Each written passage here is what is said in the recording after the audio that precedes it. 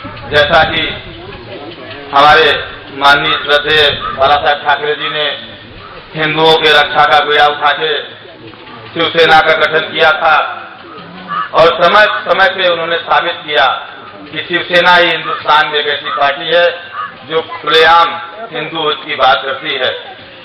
आप लोगों ने सुना होगा जब अयोध्या में बाबरी विध्वंस हुआ तो मोटे मोटे पोस्टर अन्य पार्टियों की लगी हुई थी। अन्य पार्टी के लोग अपना अपना प्रचार कर रहे थे। कई महीनों से कार सेवा चल रहा था।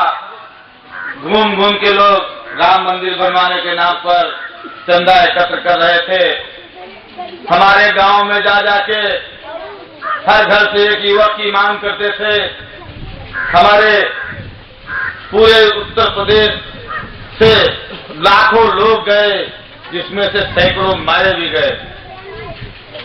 उस घटना के बाद कई माओं का गोद सुना हुआ था, कई हमारी बहनें बेवाएं हो गई थी।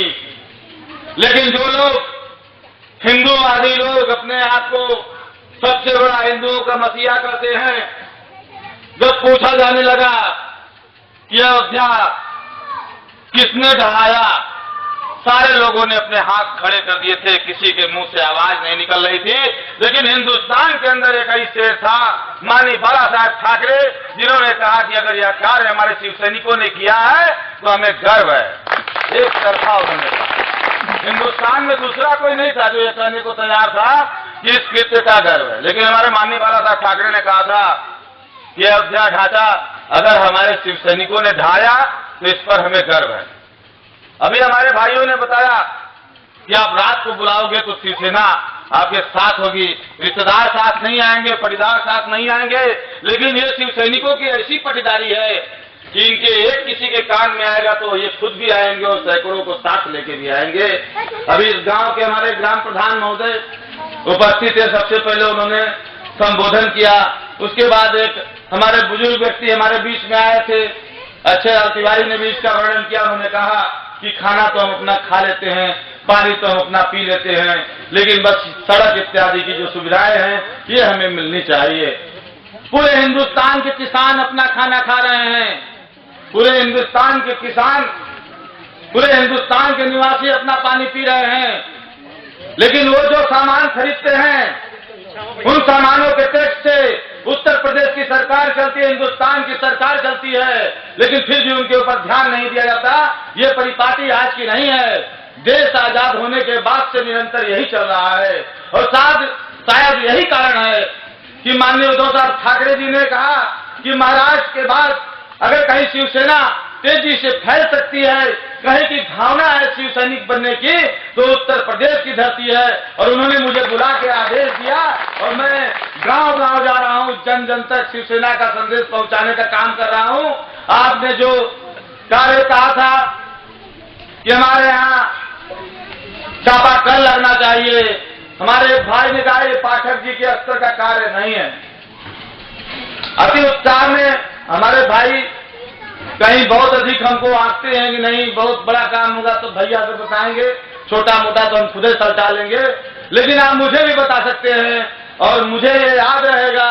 और जितने दिन का वादा किया है अभी इन लोगों ने, जितने दिन का वादा किया है उतने दिन के अंदर में ये लगाए कि नहीं लगाए, ये यहाँ पे लग पाया कि नहीं लग पाया, इसका हिसाब किताब मैं इन लोगों से फोन के माध्यम से लेता रहूंगा। जैसा कि प्रदेश में चारों तरफ हर विभाग में भ्रष्टाचार व्याप्त है, हमारी बहु बेटियां सुरक्षित नहीं हैं, हमारे बहु बेटियों का खुलेआम बलात्कार हो रहा है। अभी मैं मुंबई गया था तो फैजाबाद में 7 मुसलमानों ने मिलकर एक हिंदू बेटी का बलात्कार किया और स्तन तक उसका काट लिया गया। इतने दिन बीत गए, 15 दिन से अधिक समय बीतने के बाद भी मुलायम सिंह के लोग उन बलात्कारियों को नहीं पकड़ पाए। उनकी सरकार, माननीय अखिलेश जी की सरकार, उन बलात्कारियों को नहीं पकड़ पाए। लेकिन इसी जौनपुर जनपद में धर्म परिवर्तन के मामले पर जब हमारे शिव सैनिकों ने विरोध किया, वो चोट भी खाए, उनका लहू भी बहा और उन्हें तत्काल पकड़ लिया गया। इनका पूरा तंत्र केवल शिवसेना के लिए लगा हुआ है। पूरे उत्तर प्रदेश की प्रशासन शिव सैनिक क्या कर रहा है बस उसके लिए लगा हुआ है। ये बलात्कारियों के ऊपर ध्यान नहीं दे रहे हैं, डकैतों के ऊपर ध्यान नहीं दे रहे हैं, ये जमाखोरों के ऊपर ध्यान नहीं दे रहे हैं, ये भ्रष्टाचारियों के ऊपर ध्यान नहीं दे रहे हैं।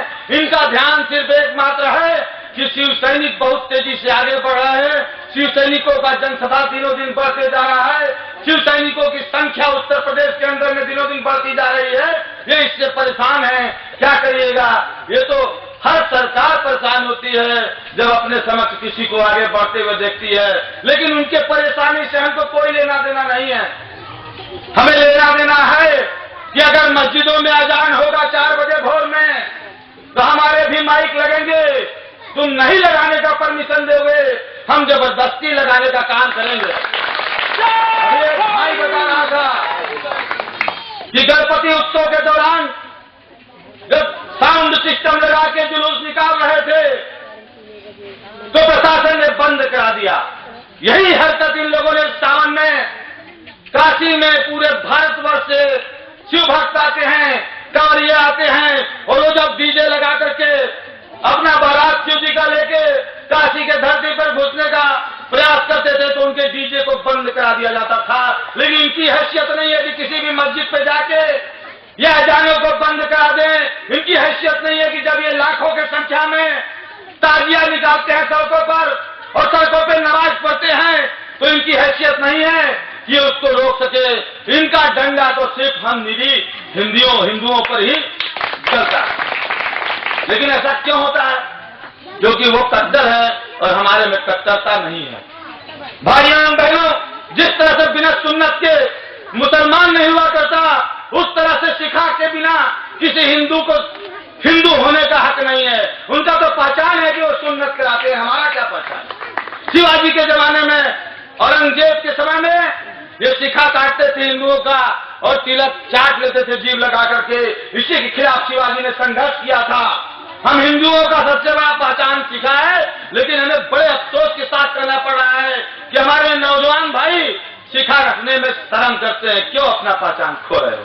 मैं बॉलीवुड में होने के बाद हिंदी मूवी बना रहा हूँ। बापी लारी को लिया है म्यूजिक देने के लिए अपने पिक्चर में। फिल्म का नाम सोशल अटैचर, जो मेरी जीवनी पे बन रहा है। ग्रेसी सिंह हमारी हीरोइन है अपोजिट में। उसके बाद भी मैं सिखा नहीं कटवाया, उसके बाद भी मेरा सिखा है।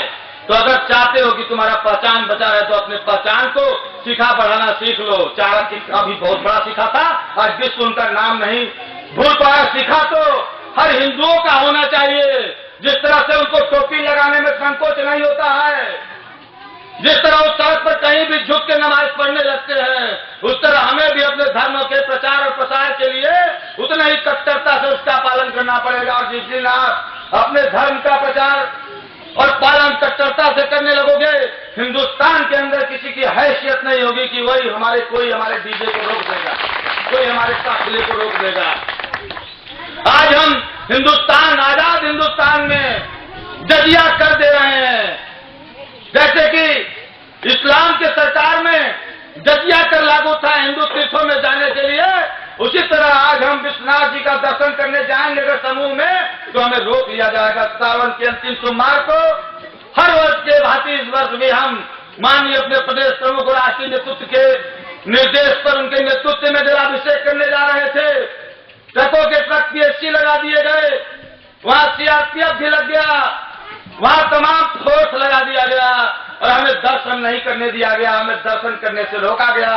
लेकिन जब दूसरे वर्ग के लोग समूह में नमाज पढ़ते हैं तो इस नमाजवादी पार्टी का औकात नहीं है कि उनको रोक देंगे। तब तो इनका वोट ही चला जाएगा। इनका तो सबसे बड़ा वोट बैंक है और वोट बैंक को सुरक्षा करने के लिए गौ हत्या करवा रहे हैं खुलेआम।